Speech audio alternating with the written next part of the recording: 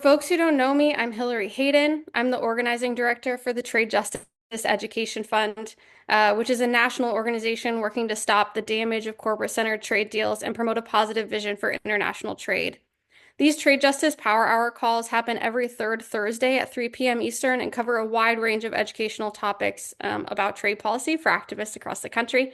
I want to note quickly that if you are a member of the press, these are not intended as press briefings. So if you are a member of the press, that's awesome. I'm more than happy to have a conversation with you separately, but this is not the place for those press questions. By way of an agenda today, I'm going to give some framing for our call, and then I'm going to pass the mic off to Gabby Rosazza to share about the labor rights landscape in Mexico and what impacts that's had on workers across the continent. Then we were going to hear from Raj Sakura, but he had something come up really last minute. And thankfully, Chris Zatrarz is here from the UAW's legislative department to share about the concrete policy changes the UAW would like to see in that USMCA review. Chris, we are so happy that you were able to join us. After Gabby and Chris speak, we're going to have time for your questions before we talk about some important action steps that folks can take in the coming weeks to help make a big difference on this issue.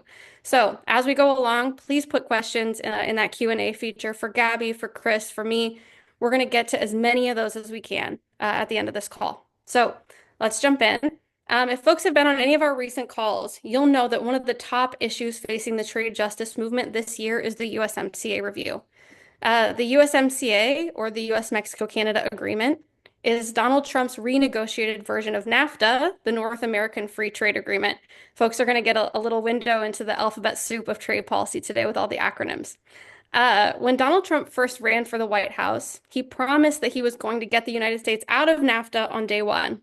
And instead of that, he gave us the USMCA. Now, the USMCA did make some important improvements relative to NAFTA. It also has some provisions that are worse than that original NAFTA, but the bulk of the USMCA is nearly identical to NAFTA. And now, roughly 5 years into the USMCA, we know that the impact is largely identical to the impact that NAFTA had. So first and foremost, among those impacts, we continue to see good paying jobs offshore to Mexico to take advantage of ongoing labor rights violations, lax pollution controls, and low wages. American workers continue to lose their livelihoods. Unions continue to be decimated. Wages and benefits of jobs that are left keep facing a real downward pressure, right? There are ripple effects on small businesses, on local tax revenue for things like schools or roads or bridges. And really importantly, and one of the key topics for today's call, working people in Mexico continue to be exploited too. This is a lose-lose situation for workers on both sides of the border that's only benefiting the wealthy in both countries. Something in this equation needs to change. As many of you know, the USMCA is up for a mandatory review that begins this year in summer, in which the three countries are required to review the impacts of the agreement and potential amendments to it. This is a really important opportunity to shine a spotlight on the USMCA's failings and to either make the significant changes needed to the pact or to get out of it altogether. To describe the changes needed for the USMCA to finally start working for working people at home and abroad, we're lucky today to have Chris Zatrarz from the United Auto Workers. But before he speaks about the USMCA, I want to turn things over to his colleague, Gabriela Rosazza, also from the UAW. Gabby is a labor rights advocate who's worked with auto workers in the US, in Canada, and Mexico. I've asked her to share some stories about labor rights abuses in Mexico's auto sector and the kind of impacts that's had on workers there and in the US, which I think is going to help ground Chris's presentation and explain why we're pushing for changes in the labor rights, wages, and other areas in the USMCA review. Gabby, thank you so much for joining us. Go ahead and take it away. Thanks so much, Hillary, for that introduction. And thank you to everybody for joining. And thank you to the Trade Justice Education Project for allowing me to share about this important topic. So my presentation today is about the auto industry in Mexico, and I want to break that down into three parts. The first being, what are the effects that NAFTA had on Mexico? Because I think it's important that we understand exactly what Mexico had to give up in order to enter the free trade agreement. Second, I'll talk about what it's like to be an auto worker in Mexico and specifically a GM worker. And finally, I'll end with how NAFTA has enabled companies to pit workers against each other and why we're fighting for, in this renegotiation of NAFTA, now known as the USMCA, to rewrite the rules of trade and actually create an economy that works for working people. So, on my first point, I really want to emphasize how NAFTA changed not only the Mexican economy, but Mexican society and way of life in pretty substantial ways. So, prior to 1994, the year that NAFTA went into effect, a large portion of Mexico's economy consisted of subsistence agriculture and what are called ejidos. And ejidos were community-owned land for growing and selling food. And these ejidos were a key piece of law in Mexico for a very long time that promoted and protected the common plotting of land.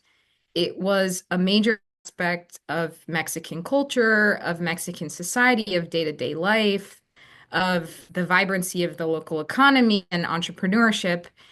And there was a lot of pride around this way of life for the way that it allowed communities to grow and sell food along the local and national economy.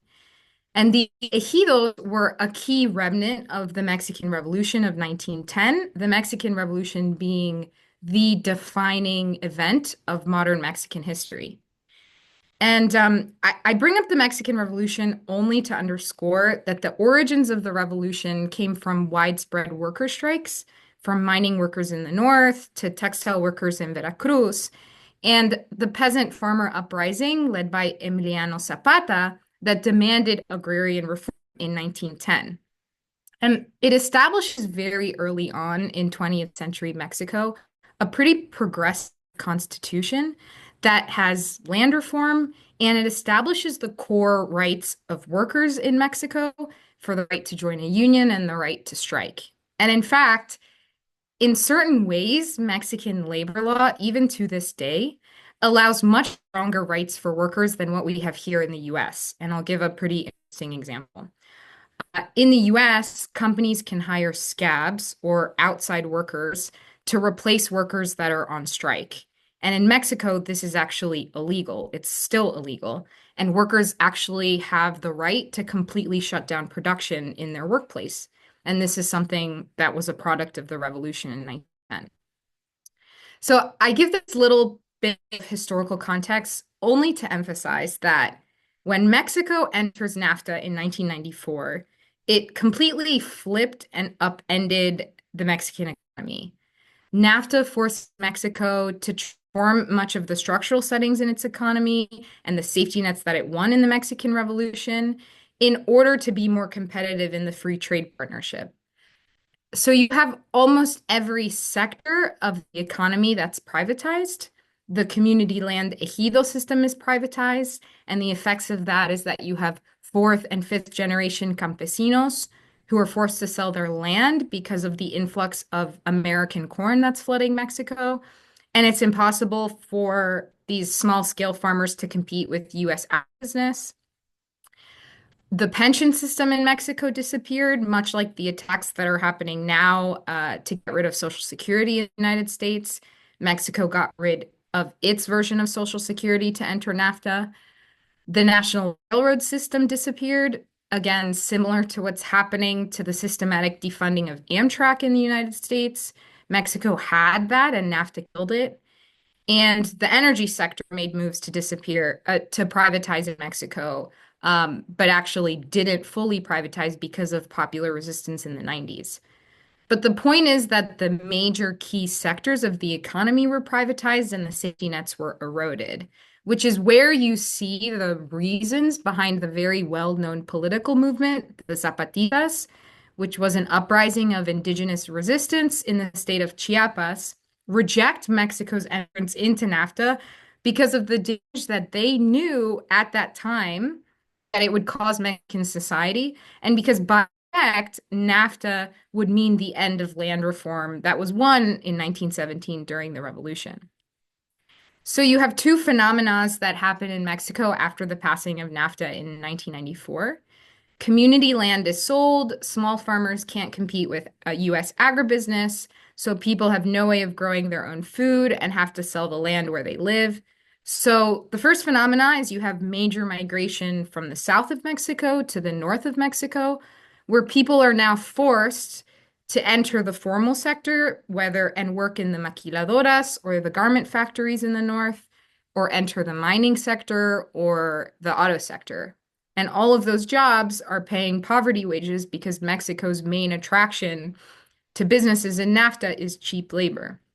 And the second phenomena that happens after NAFTA in 1994 that you have major migration from Mexico to the United States, where now you have these former farmers who are forced to cross a border and be further exploited by the same agribusinesses that displace them, vulnerable now to even more exploitation because of their legal status.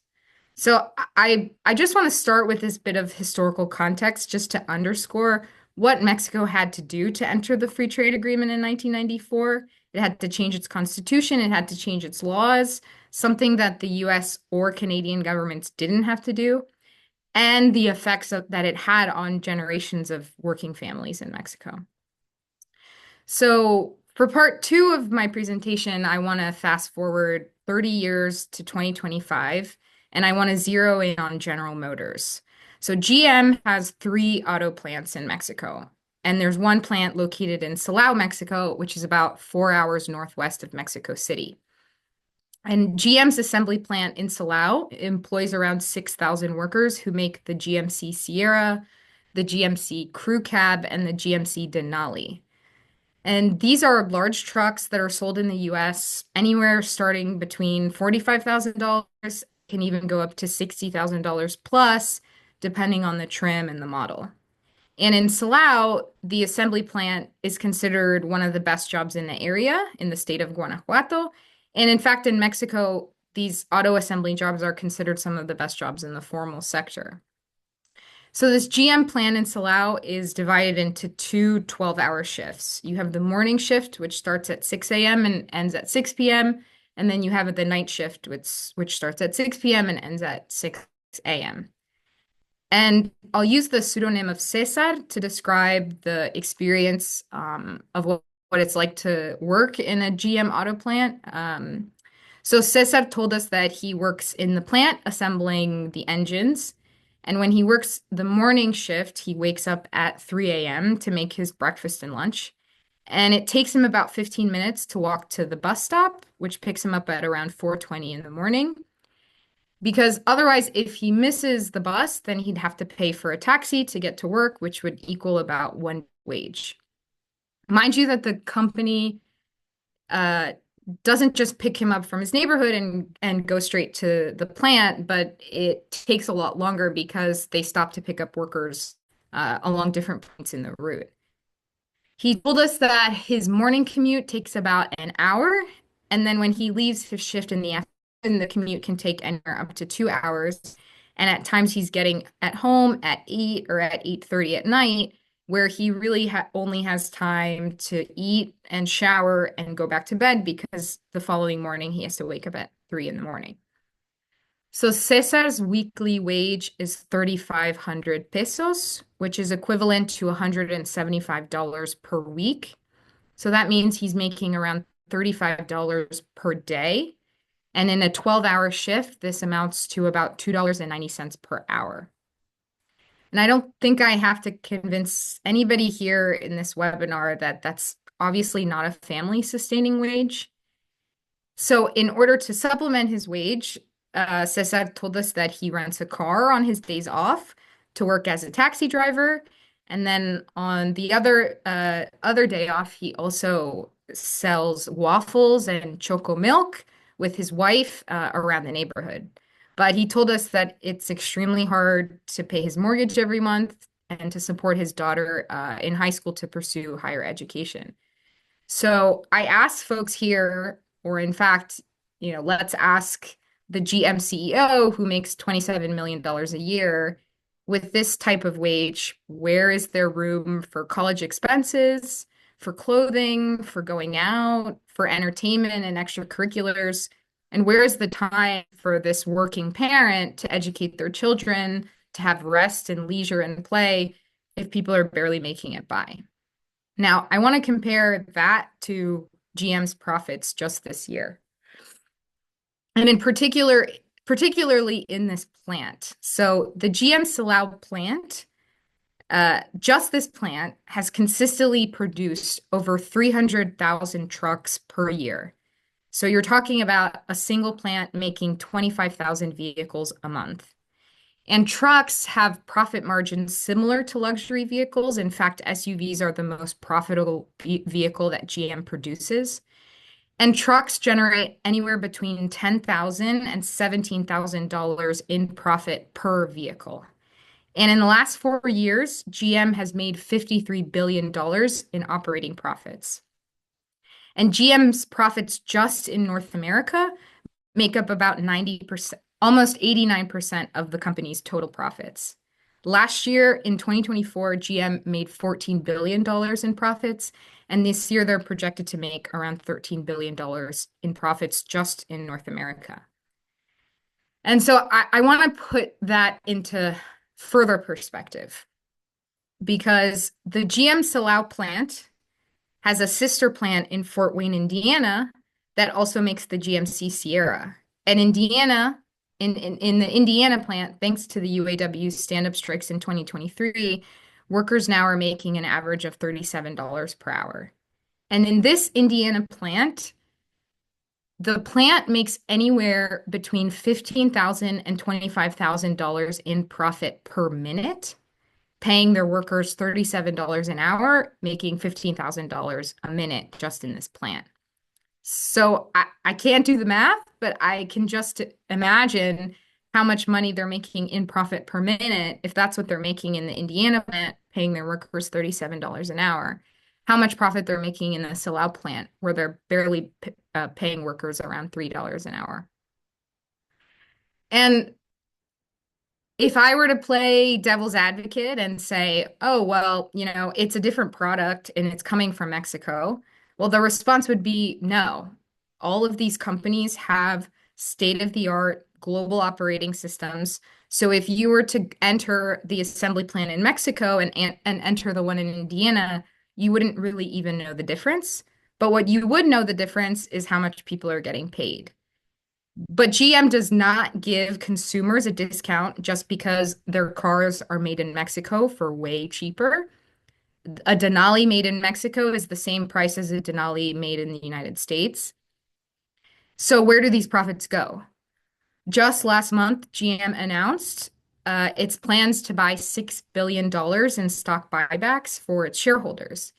And stock buybacks represent billions and billions of dollars that could have been used to reinvest in the company's business and including in its workforce. But instead, it's handed over to investors and to executives to boost the company's stock price. Since 2023, GM has spent $16 billion in repurchasing its own shares in order to reward Wall Street investors and executives whose compensation is directly tied to the company's stock prices. Which leads me to the final part of my presentation. How is any of this insanity even legal? And the answer to that is NAFTA, or what is now called the USMCA. So NAFTA has basically allowed companies to cross borders freely and literally suppress wages in Mexico.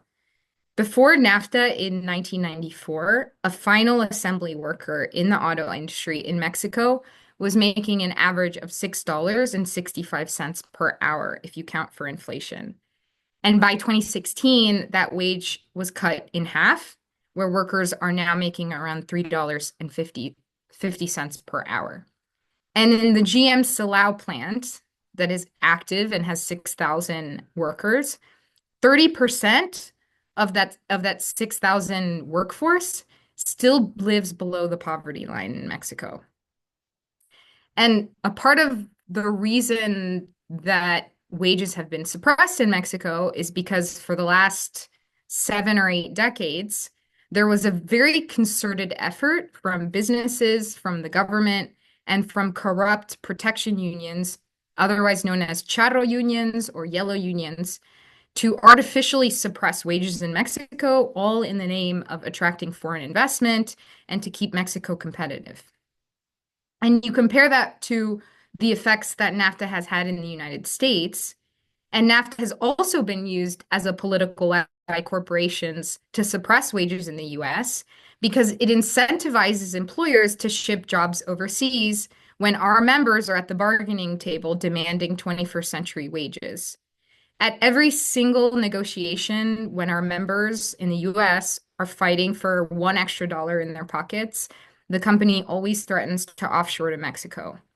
Since NAFTA's implementation in the United States in 1994, there are 90,000 factories that have closed in the United States. That's 90,000 factories, or excuse me, 90,000 communities that have been destroyed. And at the beginning of my presentation, I talked about the forced migration of Mexican workers to the north of the country and the forced migration of Mexican workers to the United States. And in the United States, you also have workers who are also having to face the fact that they have to move away from their hometowns because they have to find work elsewhere because a company shut down production in order to offshore to Mexico. And this downward pressure that NAFTA has enabled on wages has completely eroded conditions inside American workplaces, and it's contributed to the growing income inequality in this country.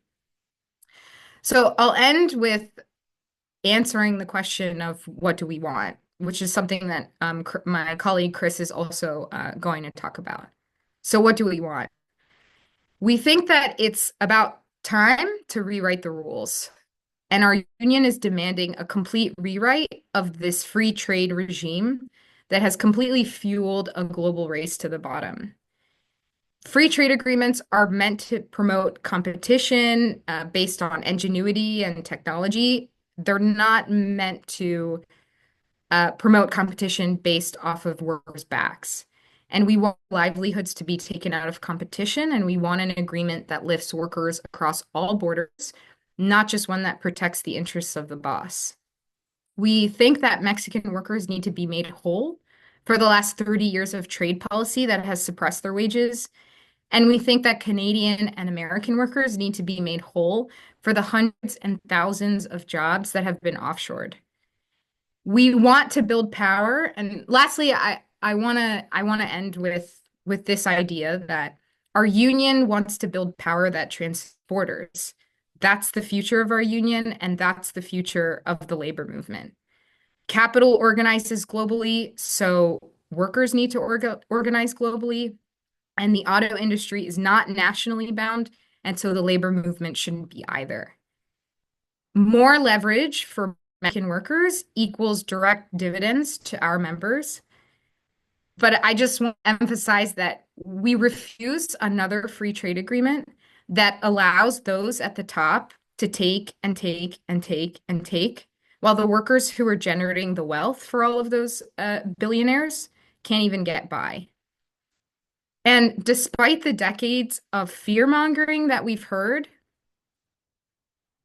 that's really been ingrained in our society, I think we can all understand that this economy is going to be okay if all workers get the dignity and respect that we deserve on the job, and that we all have family sustaining wages that we can go back home to. To end with just the monstrosity of profits over the last decade, the big three, GM, Ford, and Stellantis, have made $250 billion in combined profits just in the last decade. And they've spent $66 billion in stock buybacks for their investors. So we believe, and we're going to fight, because this economy produces enough wealth and it's just not being shared with the working class. So that's why we're fighting for renegotiation of the USMCA that builds an economy that actually works for working people, not just in the United States, but across all North America. Thank you very much. That was some extremely helpful grounding, Gabby. Thank you so much. I hope you can also see it, all the love, hearts and clapping and thumbs up coming through for you through the reactions. I know that based on your comments, I definitely have some questions that I'm going to be ready to ask in the Q&A. I want to remind other folks that if you have questions, so please make sure to put those in the Q&A so that we can ask Gabby and Chris all of our questions about the USMCA review process at the end of this call. Chris, Can you talk to us a little bit about the kind of policy changes we should be fighting to address some of the dynamics that Gabby just described? Yes, and good afternoon, everyone, and thank you to Hillary and to Trade Justice for having Gabby and I on to talk about these really important issues. As Hillary said, I work in the UAW's legislative department based in DC, where primarily I handle our portfolio for issues impacting our members in auto and manufacturing. So obviously, trade policies is a key issue for our members at the big three automakers and now Volkswagen. But it's also just as important for our members in heavy duty truck manufacturing, in the auto parts sector, and in the defense and aerospace industry. I want to say I think Gabby did a really stellar job at describing the context of our trade policy and explaining how our trade policy manifests for workers in Mexico. And she made really clear how our trade system is used to pit workers against each other, right? Um, so to frame my remarks at the top, I want to talk a little bit more about that intense competition that pits workers in Mexico against workers in America, because I really want to highlight the domestic effects of our trade policy, right? Um, and to do that, I first want to talk a little bit about the UAW's position on tariffs. And especially in light of the Trump administration's, flurry of recent tariff activity and expected future activity on tariffs. So I think it's important. So to start, I also think it's important to understand what informs the UAW's position on tariffs. And really, that is that the free trade status quo is a disaster for America's working class, right? I think if you ask any worker in an auto plant in this country, or if you go to working class communities in the Midwest or the Rust Belt, to places like Janesville, Wisconsin, or Belvidere, Illinois, you'll see that our trade system is broken and it has been broken for a very long time, right? And this is the case because for decades, our trade policy has overwhelmingly been to the benefit of corporations and to the detriment of workers, as Gabby has explained. Our trade policy and the trade agreements our government has negotiated have allowed or actively incentivized what Gabby said, what we call a race to the bottom at the UAW. This race to the bottom is simple. Corporations can exploit workers abroad by paying extremely low wages, and then ship those products back to America at a massive profit.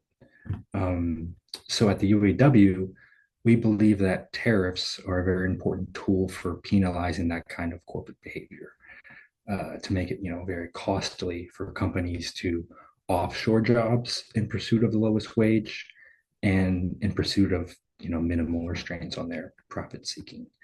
Um, that's the UAW position. But I should say we also believe that to actually unrig our country's trade rules that are against workers, uh, tariffs must be used in this way, but also they must be used in conjunction with major changes to our trade agreements, right? So that's where I want to move next. Let's talk about how those rigged rules are impacting workers in America. I think it's really important to make clear that fixing our trade agreements is not simply about just making more things in America. I mean, sure, the UAW's policy prescriptions are aimed at, dramatically reshoring manufacturing, for instance, but I think to only focus on this aspect of the problem really misses some of the most pernicious impacts of our trade policy that Gabby hinted to at the end of her remarks. And just personally, I should say, I think this is where most people are mistaken when they kind of project a kind of misplaced, nationalist impulse onto working class America. I think that's wrong. I think the reason that made in America sentiments are so attractive to workers is not just because there are so many inherent benefits to producing things here at home. They're attractive because, from the perspective of an auto worker, for example, our trade policy is quite literally a constant attack on their job and on the way that they support their communities. It's not enough to just look, at the quarterly export import number or to even point to our trade imbalances to understand that. Um, our broken trade system shows up, as Gabby said, at every union organizing drive, at every bargaining table for a new contract, and really in all of the pressures that workers experience to produce more on the job. That ability for the excuse me, for the boss to hold over a worker's head the threat of closing a plant or offshoring a job can't really be trivialized. Um, that is how workers, especially members of the UAW, experience trade policy day in and day out. That's exactly what we at the UAW have experienced, for example, at the Belvedere assembly plant, where Stellantis idled a plant and moved the work to Mexico just before contract negotiations. It's what we're facing now at Mack Trucks, where workers went on strike for nearly a 30% wage increase. They got their contract, only later to have the company announce it's opening a new plant in Mexico. And also, that's what we're fighting at places like John Deere and Case New Holland, where those companies have laid off workers in America to move production across the border. Um, a UAW said in one of the videos on the Mack Trucks fight, which you can watch on social media, that workers are collateral damage in these corporate decisions that are allowed by our trade policy. Um, you know, the UAW's agenda, therefore, is designed not just to make things in America, but its purpose is to model the high standards in a trade agreement that will support workers everywhere. Instead of being collateral damage, workers should be the primary focus of our trade policy. Um, so now let's talk about what those high standards should look like, right? I should say the UAW is in the process of publishing a suite of proposals, but I want to highlight just a few significant ones for us today. Um, so I've talked a lot about how our trade policy incentivizes or allows corporate decision making that hurts workers.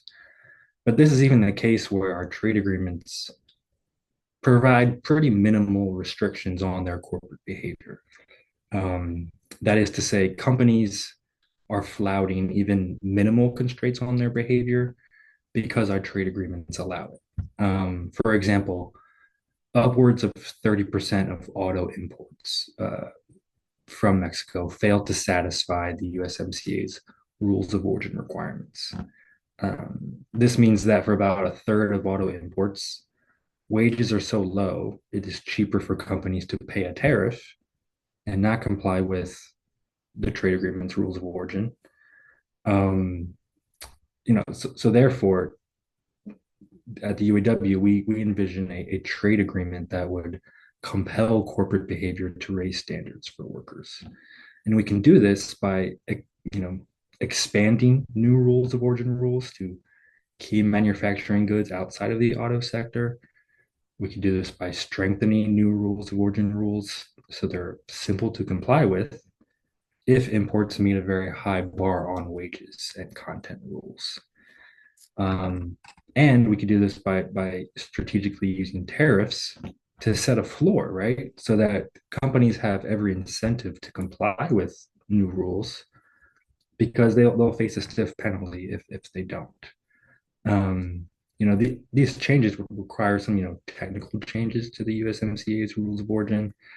But more significantly, they would also require the Trump administration and Congress to really place a higher priority on the treatment of workers in our trade rules. And we think that's important. The second kind of UAW priority that I want to highlight is an obvious one, and that is the need to raise wages across the continent. As Gabby talked about, the wage disparity between American and Mexican auto workers is kind of the key driver of that corporate race to the bottom that we've been talking about. And for that reason, the UAW would like to see a transformation of the USMCA's labor value content rule which is in the rules of origin, into a genuine minimum wage for the manufacturing sector, right? And this could be accomplished by disposing of the very opaque labor value content rule for a simple requirement to meet a threshold wage in order to receive preferential tariff treatment. But it also could include new requirements on the Mexican government, for instance, to institute minimum wage reform in key manufacturing sectors. I think an easy way to think about these kind of suggestions is to no longer give companies the choice to pay a low wage if they want free access to the US market.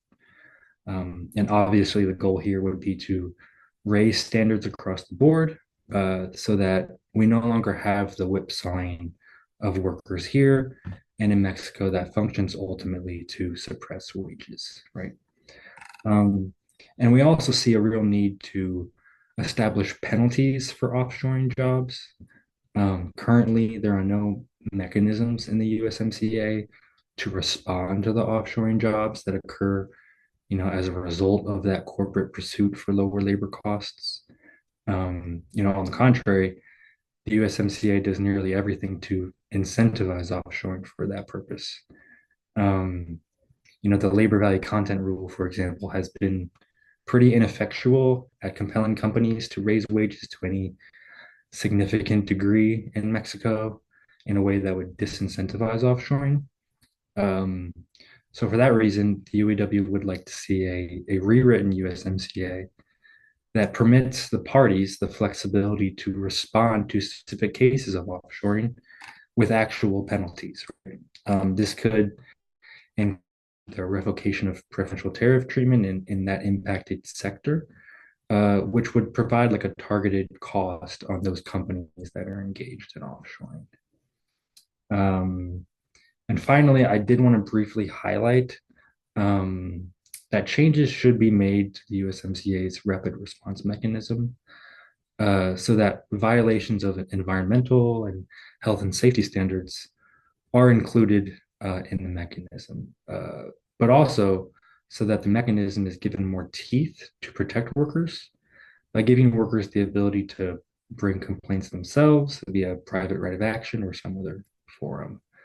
The current rapid response mechanism has been unable to really adequately protect workers from some of the worst labor abuses. So we think there's a greater need for reform that should happen there as well. Um, all right, I did that quickly. I hope I was able to kind of make clear that the upcoming review of the USMCA is it's really high stakes for UAW members because of the harm that many workers continue to experience as a result of the trade agreement, but also because of the fracture in the kind of the free trade system that I think this moment represents. I think we have the opportunity to chart a new course and reverse the damage of our broken trade policies. And we can do this by making changes to the agreement that support workers both here and abroad in a way that places the burden of those changes on the companies that cause the damage. And I really think that's important to point out. But yeah, thank you, Hillary, for allowing me to go through that. Thank you so much, Chris. That was a really helpful overview of the changes we're hoping to see. I think we're going to turn now to Q&A. Seeing some for you too, Chris. I think we're going to turn to Q&A. So, Gabby, I'm going to ask you to turn your camera on as well, and we're going to turn to some of the many questions that we're starting to see come in. Folks have questions. Again, reminder to put those in the Q&A.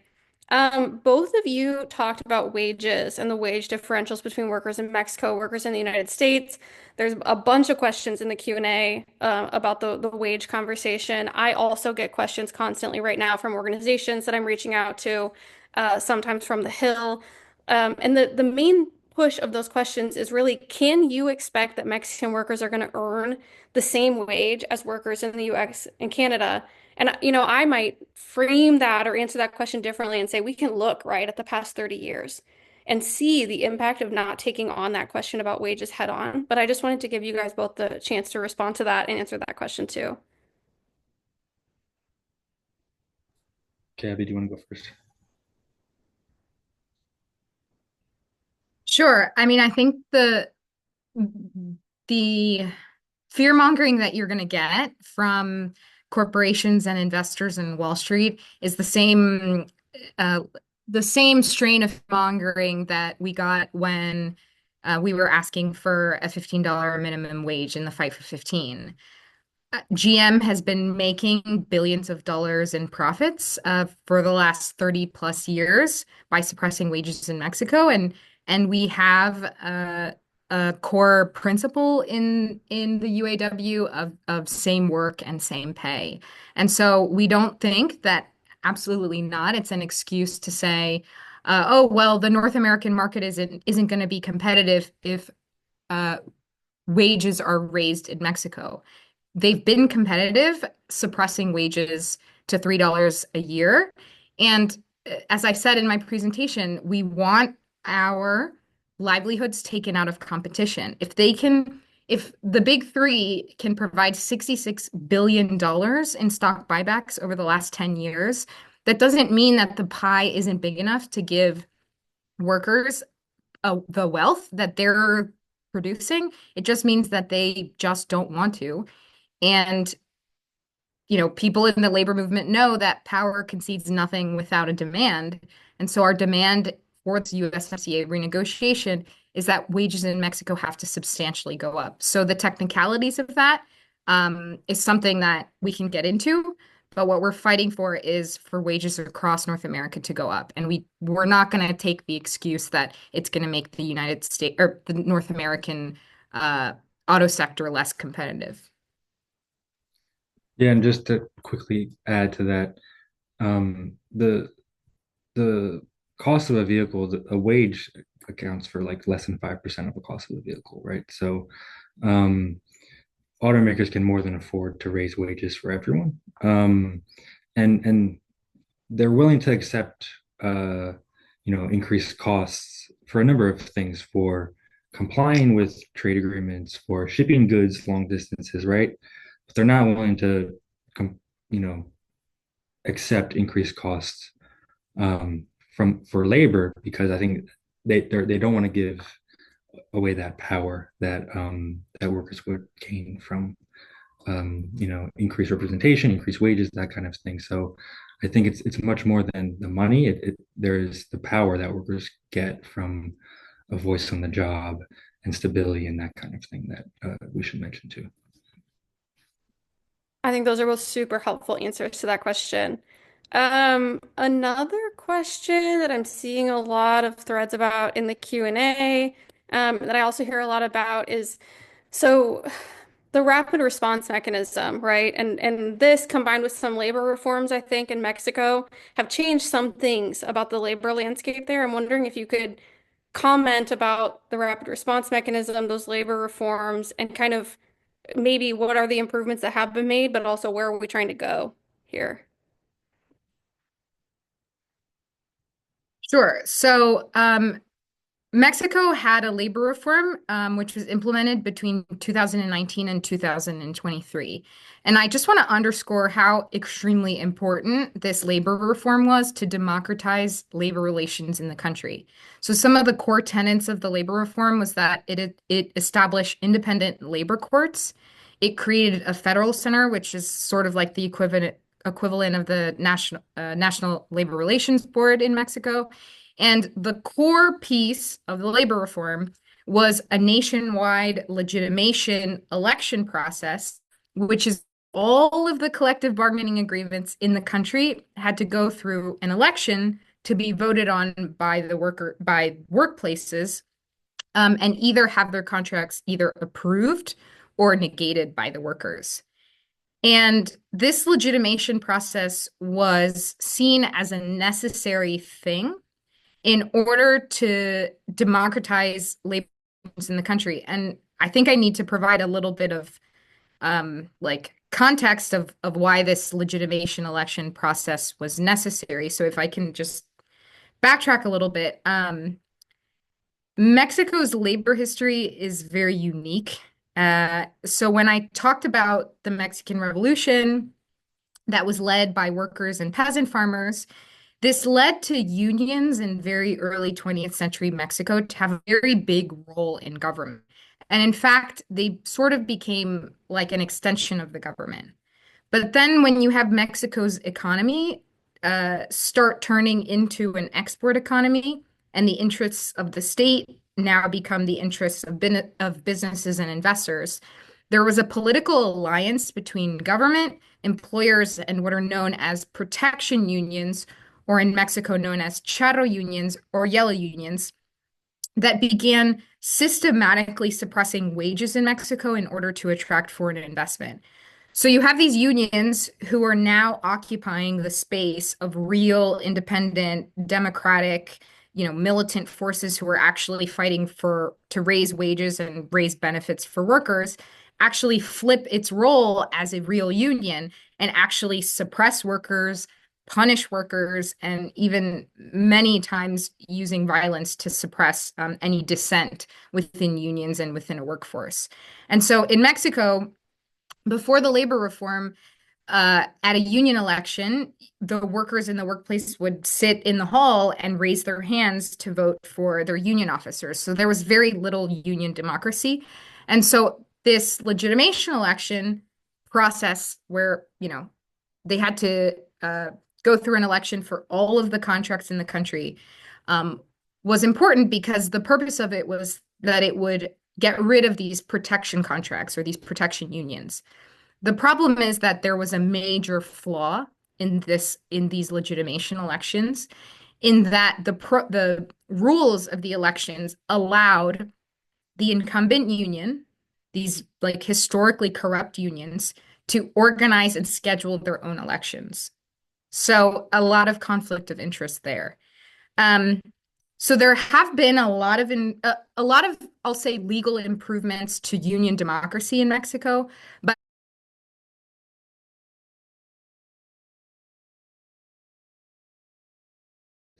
As I kind of said in my remarks, in some ways we don't have an agreement, right? 30% of auto imports from Mexico don't comply with the agreement. They pay a tariff. So in many ways, at least automakers are choosing not to have an agreement. They're choosing to not comply with the rules because it's more cost effective for them to not comply with the agreement. So um, if that's the case, obviously we want restrictions on that corporate behavior that hurts workers, and if the USMCA is a barrier to that, um, uh, then we think it should be rewritten. But if not, we think we should place those barriers that wouldn't be possible with a trade agreement in place. Um, but that also just that leaves open a lot of possibilities. But that's kind of um, a quick overview of our position. So I think um, when people point to having no agreement, I think it kind of misunderstands what we actually have now. But Gabby, please add. I don't have anything to add to that. Thank you. Thanks. Thank you both. Okay, we have so many questions. I'm going to close out our Q&A before we move on to a couple of action steps with this one. Obviously, there are a lot of billionaires, right, in Trump's cabinet who have a vested interest in the USMCA review. What advice do you guys have for working people to increase their leverage in this review process? Yeah, I think the like I said in my remarks, I think there's a fracture right now in the free trade system, right? Obviously, with tariffs online and the threat of future tariffs. So I think workers have a huge opportunity to make their demands known, to organize themselves and their coworkers to push for those demands, right? That's what the UAW is trying to do, but um, uh, to get a truly good agreement, it's going to take much more, and all workers to push for what will benefit them. So I think that's what at the very baseline what workers can do.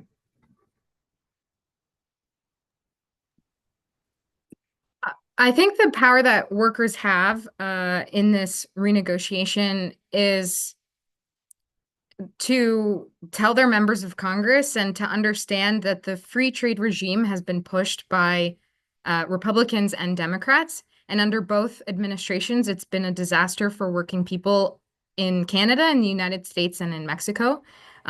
So I think that there's pretty, um, I think the working class of the three movements have similar interests. And if we go to our politicians, whether Republican or Democrat, and say we need a new free trade regime that builds an economy that works for working people, um, then that's the biggest power that we would have in this renegotiation is really telling our politicians on both ends of the spectrum that this free trade regime has been a disaster and that we want a high wages, high standards, which also includes the environment trade agreement. Thank you both so much. I think we're going to leave the Q&A there now so that we have a few minutes to talk about some action steps. This was super helpful context for the broader USMCA conversation that we're all going to be having as we push for changes this year.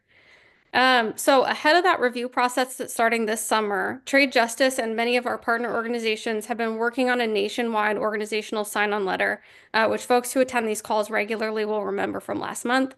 I'm really excited to share the update that that letter now has over 300 signers from organizations all across the country. I think as of this morning, there were 39 states represented on that letter and groups from all across the Trade Justice Coalition, labor unions, human rights groups, environment, family, farm, and food groups, folks that are working on access to medicines, privacy, AI, that kind of thing. The UAW has already signed on at the international level, which is awesome, as have the machinists, SEIU, AFT, the communications workers, the steel workers, UFCW, UE, the Boilermakers, the postal workers, the pulp and paper workers, LACLA, the Blue-Green Alliance, on the environment side, Sierra Club and 350, and Public Citizen. Lots of great national groups on there. But the thing I really wanted to drive home here is that we would love to add many, many more groups to that letter before we close it and submit it to the administration.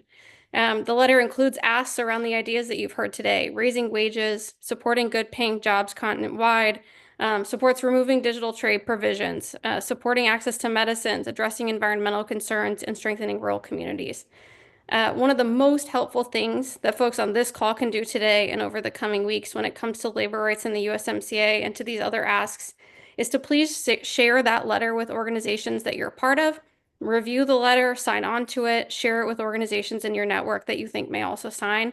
If he has not done that already, I think my colleague Clayton is going to drop a link in the chat, one link that has the letter text that you will be able to open up and view the letter. And then one link with a Google form for sign-ons. So I want to note just quickly for folks right now how critical these letters have been in past campaigns for education, for building consensus on demands. And it's really important that we get a lot of signers from organizations that work on a wide range of issues, right? So please take a look at that letter, sign your organization, your union, local, your chapter onto that letter. If folks have questions, I'm happy to answer those questions. And the other thing I wanted to say is if the barrier to your organization signing the letter is that you would like someone to come talk to your board, your steering committee, your executive committee, that kind of thing, please reach out to me. I'm more than happy to try to make that happen. We really want as many groups as possible on that letter. So let me know if that would be helpful. I wanted to double check quickly. There weren't other questions about the letter in the chat. Okay. So, seeing none, I want to thank Gabby and Chris so much for their time today, and for sharing about their work. I would love to get one more round of love for them in the chat. We really, really appreciate them taking time out of their work to talk with us, about the work that they're doing. I want to thank folks here for joining the call and remind you to please be on the lookout for my follow-up email, which will have a recording of this call and the resources that we discussed regarding the letter. So like I said, please be on the lookout for that. Have a great afternoon, everyone. Thank you so much.